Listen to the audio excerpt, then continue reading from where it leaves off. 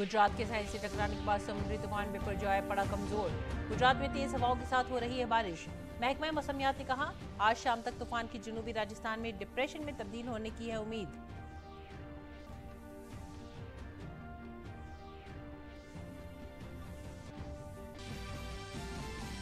गुजरात के वजीर आला भूपेंद्र पटेल ने हुक्काम के साथ समुद्री तूफान बिपरजॉय के असरात का लिया जायजा। एनडीआरएफ, फौज, बहरिया, फिजाइया, इंडियन कोस्ट गार्ड और बीएसएफ की टीमें इमदादी कार्रवाइयों में मसरूफ।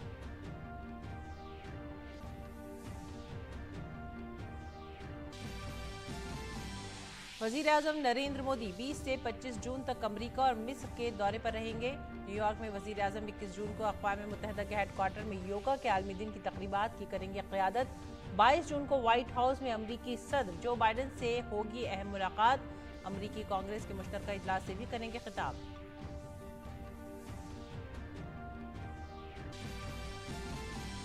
वजीर आजम नरेंद्र मोदी ने हैदराबाद में जारी G20 ममालिक के एग्रीकल्चर वर्किंग ग्रुप की वजारती मीटिंग से वीडियो पैगाम के जरिए किया खिताब। वजीर आजम ने आलमी ग़िज़ाई तहफ़्फ़ुज़ को यकीनी बनाने के लिए इज्तिमाई कोशिशों की अपील।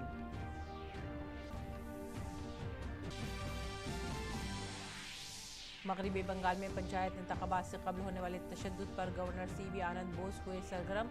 जनूबी 24 परगना में तशद्दुद से मुतासरा भानगर का किया दौरा। मुतासरीन और मकामी लोगों से की मुलाकात। कहा कि मुजरिमों को आइन और कानून के तहत दी जाएगी सजा। जुमेरात को भानगर में तसादम के दौरान TMC और AISF के एक सियासी कारकुन का हुआ था कत्ल। भानगर से आज भी जिंदा बम बरामद। बीरभूम में TMC दफ्तर के पीछे एक मकान से 20 बम बरामद। और जम्मू कश्मीर में सिक्योरिटी फोर्सेस को मिली बड़ी कामयाबी। कुपवाड़ा में तसादुम के दौरान 5 दहशतगर्द हलाक। इलाके में सिक्योरिटी फोर्सेस का सर्च ऑपरेशन फिलहाल जारी।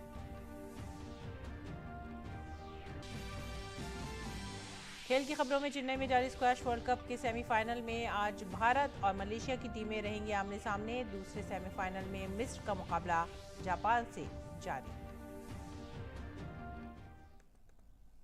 आदाब नाज़रीन, उर्दू खबरों में आप सभी का खैर मकदम है। नजर डालते हैं इस वक्त की खास खबरों पर। सबसे पहले बात करेंगे समुद्री तूफान बिपरजॉय की। गुजरात के साहिल से टकराने के बाद तूफान अब कमजोर पड़ गया है। गुजरात में तेज हवाओं के साथ बारिश हो रही है।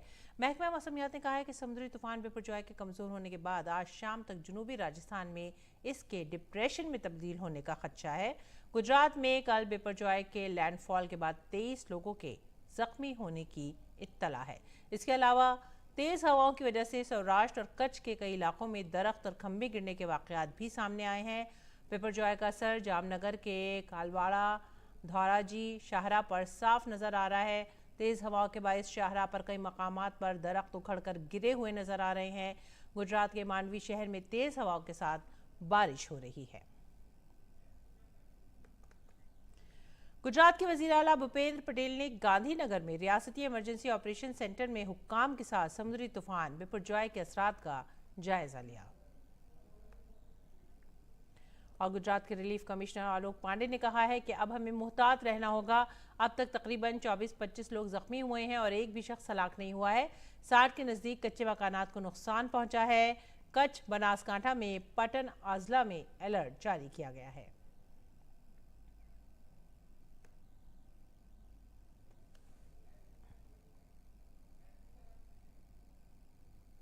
है द्वारका में भी विंड स्पीड 60+ है, इसलिए अभी सर्वे के लिए टीम्स बाहर नहीं निकल पा रही हैं कायदे से गांव-गांव में।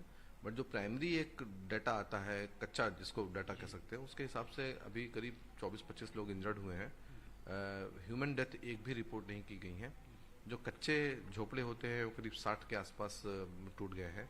ऐसे ही रिपोर्ट्स आ रही हैं 581 के आसपास ट्रीज गिरे हैं। 3-4 रोड्स डिस्टर्ब हुई थी जिनको रोक दिया गया था, लेकिन अब उनको भी रिस्टोर कर दिया गया। करीब 5000 के आसपास बिजली के खंभे गिर गए थे, उनको रिस्टोर करने की कोशिश की जा रही है। तो कुल मिला के ऐसे ही। महकमा मौसमियात के डायरेक्टर जनरल मृत्युंजय मोहपात्रा ने कहा है कि समुद्री तूफान बिपरजॉय आज सुबह कमजोर होकर एक गर्दाबी तूफान में तब्दील होकर भुज के नजदीक पहुंच गया है। उन्होंने मजीद कहा कि तूफान आहिस्ता आहिस्ता कमजोर होकर शाम तक गहरी डिप्रेशन में तब्दील हो जाएगा। उन्होंने शुमाली गुजरात और जनूबी राजस्थान के इलाकों में शदीद बारिश के इम्कान का इजहार किया। डिप्रेशन में परिणत हो सकता है। इसके प्रभाव में अभी विंड स्पीड लगभग 75-85 kmph गस्टिंग टू 95 kmph चल रहा है और धीरे धीरे विंड स्पीड कम होगा और शाम को इसका विंड स्पीड 50 से 60 किलोमीटर प्रति घंटा, ऑगस्टनेस में 70 किलोमीटर प्रति घंटा होगा। Northern parts of Saurashtra, north Gujarat और adjoining areas of south Rajasthan. जैसे हमने अभी आपको दोबारा बता रहा हूँ, सौराष्ट्र कच्छ, नॉर्थ गुजरात, साउथ राजस्थान। अहमदाबाद में महकमा मौसमियात की साइंसदान मनोरमा मोहंती ने बताया कि तूफान की शिद्दत में कमी आई है, जिसकी वजह से कच्छ में मूसलाधार बारिश हो सकती है। द्वारका, जामनगर, मोरबी में मामूल से बहुत ज्यादा बारिश का खदशा है। पोरबंदर, राजकोट समेत कई अजला में मूसलाधार बारिश हो सकती है। पूरे गुजरात में बारिश का इम्कान है। कल कच्छ, पाटन, महसाना, बनासकांठा में शदीद बारिश हो सकती है। इसका कारण से बारिश सौराष्ट्र कच्छ डिस्ट्रिक्ट के लिए भारी से अति भारी कुछ जगहों में और कहीं जगहों में एक्सट्रीमली हेवी रेन होने का संभावना है। उसका साथ साथ बनासकांठा, पाटन में भी एक्सट्रीमली हेवी रेन होने का संभावना है। उसका साथ साथ देवभूमि, द्वारका, जामनगर, मोरबी में भारी से अति भारी बारिश हो सकता है।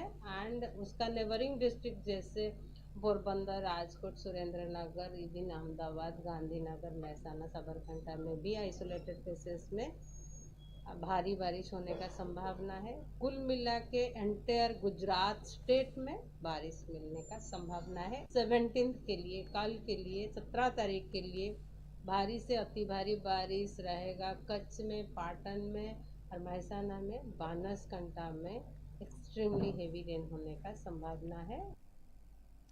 कच्छ के कलेक्टर ने बताया है कि तेज हवा की वजह से कई मकामात पर एहतियाती तदाबीर के तौर पर बिजली की सप्लाई नहीं की जा रही है। नुकसान का सर्वे जारी है। सर्वे के बाद सही आदाद-ओ-शुमार सामने आएंगे।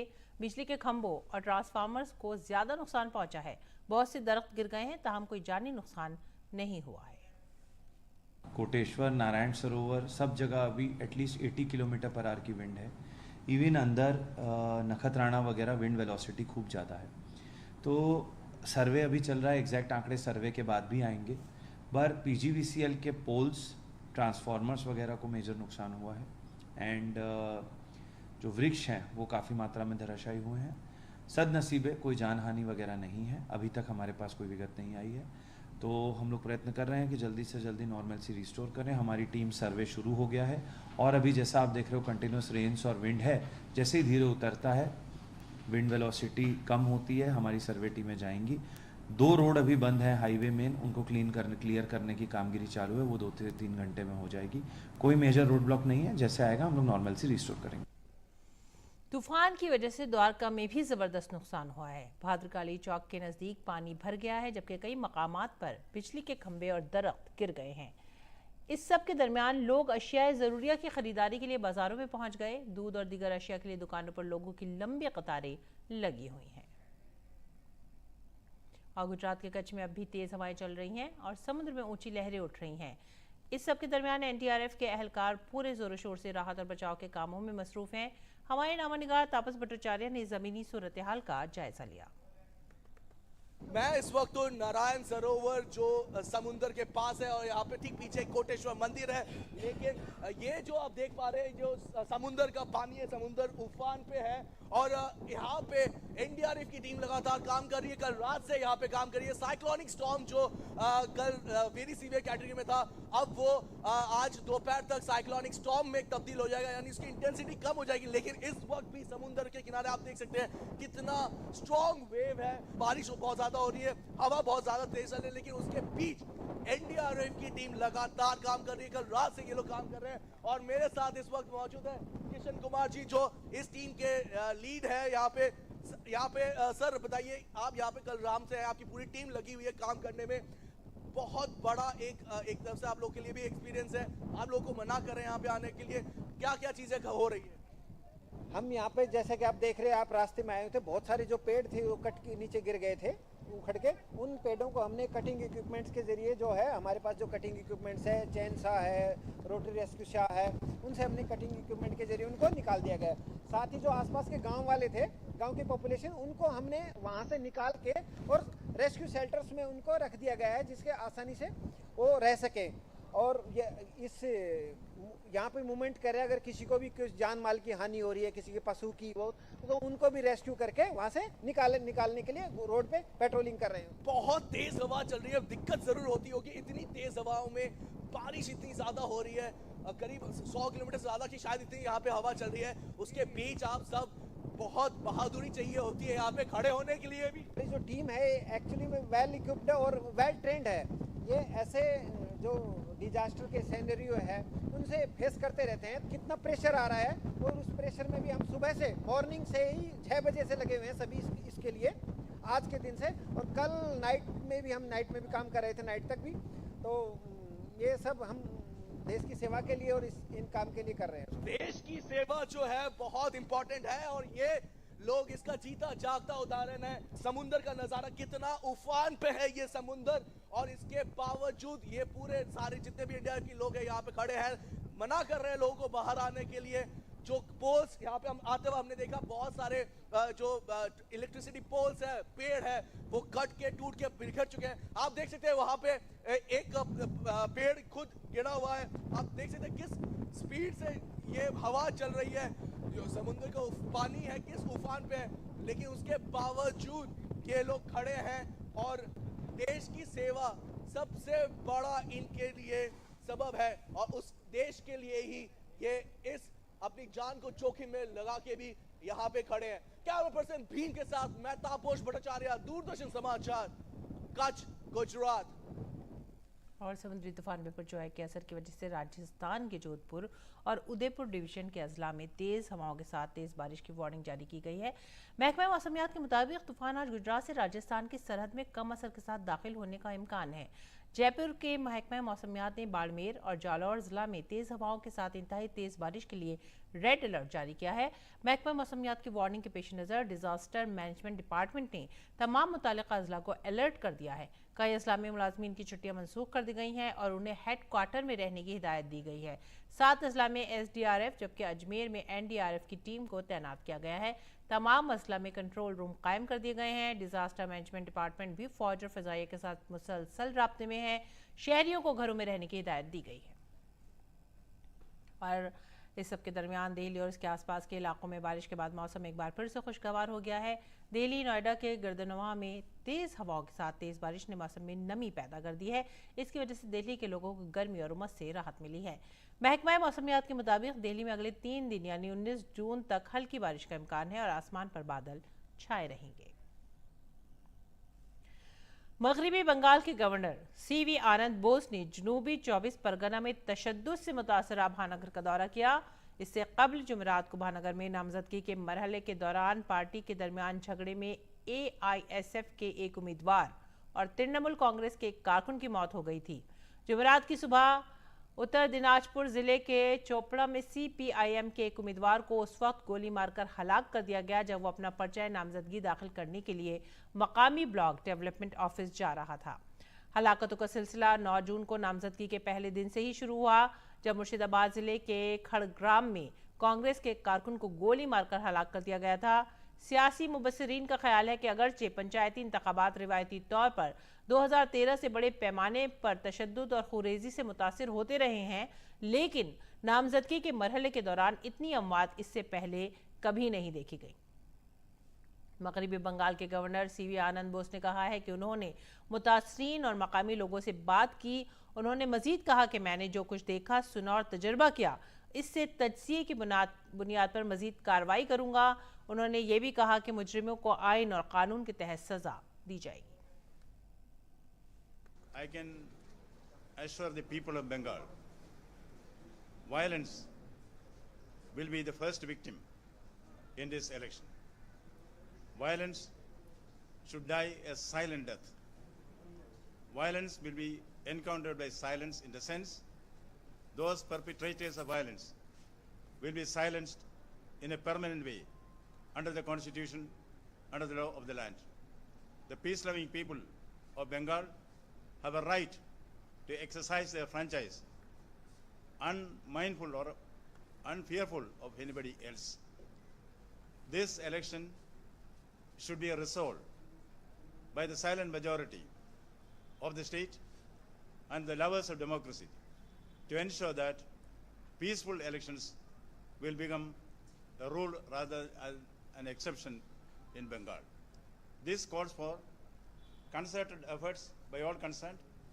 As governor, I would take the initiative to see that all stakeholders are brought together and a joint effort is made to quell this situation of violence which mars the peace and quiet of this peaceful state.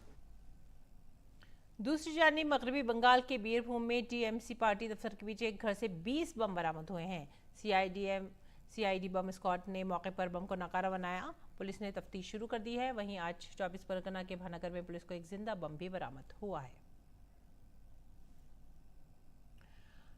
BJP ने मगरबी बंगाल में पंचायती इंतखाबात के दौरान जारी तशद्दुद पर रियासत की ममता बनर्जी हुकूमत को आड़े हाथों लिया है। पार्टी के कौमी तर्जुमान सुधांशु त्रिवेदी ने कहा है कि बंगाल की सरजमीन जहां पहले रविंद्र संगीत से जानी जाती थी, आज वहां बम धमाकों और तशद्दुद का नंगा नाच हो रहा है। उन्होंने कहा कि रियासती हुकूमत बीजेपी कारकुनों को निशाना बना रही है। बंगाल की वह भूमि जहां कभी रविंद्र संगीत सुनाई पड़ता था, आज बम के धमाके सुनाई पड़ते हैं। भद्रलोक के विमर्श के लिए विख्यात वह भूमि आज हिंसा का तांडव देख रही है और उससे अधिक दुखद है वहां के सरकार की असंवेदनशीलता। भारतीय जनता पार्टी के कार्यकर्ताओं पर जिस प्रकार के हिंसक और प्राणघातक हमले हो रहे हैं, 25 से 30 ऐसी घटनाओं की तो हम लोगों के पास सूची है जिसमें गंभीर रूप से हमारे कार्यकर्ता घायल हुए हैं और उनके ऊपर प्राणघातक हमले हुए हैं। बीजेपी के तर्जुमान सुधांशु त्रिवेदी ने कहा कि रियासती इलेक्शन कमीशन का किरदार भी काबिल एतराज है। उन्होंने कहा कि रियासती हुकूमत और रियासती पुलिस का रवैया जमहूरियत पर सिया धब्बा है। उन्होंने कहा कि आखिरी उम्मीद अदालत से ही है। चिंता का विषय यह है कि राज्य के निर्वाचन आयोग के द्वारा इन सारी घटनाओं के प्रति एक निहायत ही असंवेदनशील और गैर जिम्मेदाराना रवैया इख्तियार करना, जिसकी वजह से न्यायालय जाना पड़ा और न्यायालय के हस्तक्षेप के बाद स्थितियों पर नियंत्रण लगाने का प्रयास किया गया। पश्चिम बंगाल की सरकार, पश्चिम बंगाल की पुलिस जिस प्रकार से बर्ताव कर रही है, यह देश के लोकतांत्रिक और चुनावी इतिहास में एक बहुत काला अध्याय है। सुधांशु त्रिवेदी ने उन नाम नेहाद दानिश्वरों को भी निशाना बनाया जो सियासी तासुब के साथ इंतखाबी तबसरे करते हैं। जो लोग कहते थे कि democracy is almost finished in India, तो I want to ask them a categorical question that the level of violence which is been witnessed in West Bengal, the democracy is flourishing or it is vanishing? ये लोकतंत्र का उद्भव दिख रहा है या तिरोभाव दिख रहा है? और जिस प्रकार से नामांकन की प्रक्रिया का मैंने उदाहरण बताया, क्या ये लोकतंत्र का उपहास नहीं है? अगली खबर असम से। शुमाल मशरक़ी रियासत असम में सैलाब की सूरत हाल तशवीशनाक है। 6 अजला के 29,000 अफराद बुरी तरह से मुतासर हुए हैं। सैलाब में डूबे हुए 25 गाँव में सिलचर, लखीमपुर, धीमाजी, डिब्रूगढ़, नलबारी और कामरूप जिले के गांव शामिल हैं। लखीमपुर जिले सैलाब से सबसे ज़्यादा मुतासर है, जहां सैलाब से 23,516 अफराद मुतासर हुए हैं, जिनमें 1200 से ज़्यादा बच्चे शामिल हैं। इंतज़ामिया ने लखीमपुर में 3 रिलीफ कैंप कायम किए हैं, जहां सैलाब मुतासरीन को रखा गया है। सैलाब मुतासरा इलाकों में राहत और बचाव के लिए SDRF की टीमें तैनात की गई हैं। SDRF ने जुमेरात को सैलाब में फंसे 10 लोगों को बचाया। सैलाब की वजह से रियासत में 4 पुश्तों को भी नुकसान पहुंचा है और धीमाई, बसुनात, गोलपारा और लखीमपुर अजला में कई सड़कों को भी ज़बरदस्त नुकसान पहुंचा है। सलचर और कामरूप अजला में बारिश की वजह से कुछ मकामात से लैंडस्लाइडिंग की भी खबर मिली है। डिजास्टर मैनेजमेंट अथॉरिटी ने कहा है कि असम और अरुणाचल प्रदेश में गुज़िश्ता कई दिनों से मुसलसल बारिश हो रही है, जिसकी वजह से कई दरियाओं के पानी की सतह में इजाफा हुआ है। ताहम फिलहाल कोई भी दरिया खतरे के निशान से ऊपर नहीं बह रहा। अगली खबर, मरकजी वजीर तालीम धर्मेंद्र प्रधान, मरकजी वजीर डॉक्टर जितेंद्र सिंह और रियासती गवर्नर मनोज सिन्हा ने IIM जम्मू के 6ठे कॉन्वोकेशन में शिरकत की। प्रोग्राम से खिताब करते हुए वजीर तालीम धर्मेंद्र प्रधान ने तलबा से वेल्थ क्रिएटर्स बनने की अपील की। उन्होंने कहा कि वक्त आ गया है कि मुल्क की दौलत में इजाफा किया जाए। To aspire to be a wealth creator. कोई भी समाज तब सुरक्षित होगा अगर समाज में वेल्थ रहेगा। वेल्थ क्रिएट होता है, जनरेट किया जाता है, एक्यूमुलेट किया जाता है उस समाज की जो विद्वान लोग होते हैं, जिनके पास एक एंटरप्रेन्योर क्वालिटी और इंटेलेक्ट दोनों की एक ब्लेंड होती है, जो अमूमन हमारी धारणा है IIM जैसे स्टूडेंट्स ही उसी के प्रति आकर्षित होते हैं। अभी आपको जॉब सीकर नहीं बनना है, जॉब क्रिएटर नहीं बनना है, आपको वेल्थ क्रिएटर बनना है, आपको संपन्नता इस देश के लिए लाना है। मरकजी वजीर हरदीप सिंह पुरी ने कांग्रेस लीडर राहुल गांधी और आम आदमी पार्टी लीडर आतिशी मौलाना के बैरून मुल्क गुमराहकुन बयानात को संजीदगी से न लेने का मशवरा दिया है। उन्होंने कहा कि एक नौजवान लीडर अमेरिका जाकर भारतीय अक़लियतों की हालत पर गलत बयान देते हैं, जबकि दूसरी नौजवान लीडर इंग्लैंड में कहती हैं कि भारत में 35 करोड़ लोग भूखे हैं। हरदीप सिंह पुरी ने कहा कि वजीर आजम 80 करोड़ लोगों को मुफ्त राशन दे रहे हैं, तो उनके पास 35 करोड़ का अदाद-ओ-शुमार कहां से आया। प्रधानमंत्री जी जो 80 करोड़ों को दिन 80 करोड़ हमारे भाइयों बहनों को मुफ्त राशन दे रहे, दिन में वो तेरे बाकी 35 कहां से है। देखिए, इन लोगों की बात आप सीरियसली ले। मैं समझता हूं कि आप इसको फोकस करना बंद कर रहे। कर्नाटक का आपका सवाल बिल्कुल सही है। कर्नाटक में क्या हुआ, कहते कुछ है रेवड़ियों की, और उसको इम्प्लीमेंट करने में अगर कहीं आपको अगर चाहिए, मान लीजिए किसी को प्रोवाइड करना, तो किसी और का टैक्स रेज कर देते हैं। तो इन लोगों को शर्म आनी चाहिए। किस किस्म के politics. Bharat Africa CII conclave में खारजी उमूर के वजीर मुमलिकत वी मुरलीधरन ने कहा है कि भारत ने साल 2015 में अफ्रीकी ममालिक के लिए 50,000 स्कॉलरशिप का ऐलान किया था। उन्होंने कहा कि उन्हें खुशी है कि आज अफ्रीकी ममालिक के कई बड़े ओहदेदारों और लीडरों ने भारत में तालीम हासिल की।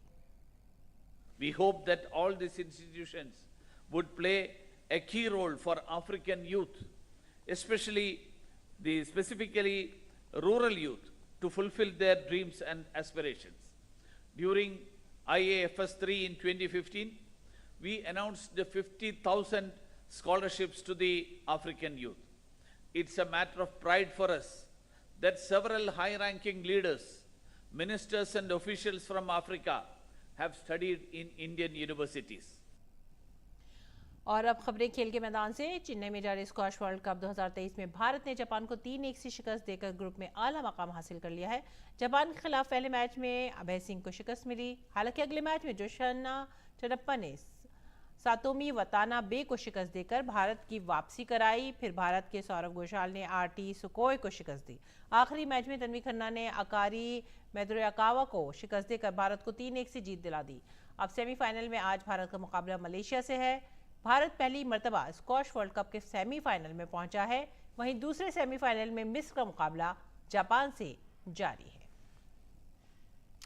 अब भारतीय शटलर किदाम्बी श्रीकांत का आज इंडोनेशिया ओपन बैडमिंटन टूर्नामेंट के क्वार्टर फाइनल में चीन के ली शेंगफेंग से मुकाबला होगा। किदाम्बी श्रीकांत ने हमवतन लक्ष्य सेन को शिकस्त देकर मर्दों के सिंगल्स क्वार्टर फाइनल में रिसाई हासिल की, जबकि HS प्रणॉय टूर्नामेंट के क्वार्टर फाइनल में तीसरी सीड जापान के कोडाई नारोका से मुकाबला करेंगे। दूसरी जानिब इंडोनेशिया ओपन के मेंस डबल्स जुमरे में भारत के सात्विक साईराज, रैंकीरेड्डी और चिराग शेट्टी की जोड़ी क्वार्टर फाइनल मैच खेलेगी। आखिरी 8 में भारतीय जोड़ी का मुकाबला इंडोनेशियाई जोड़ी से होगा।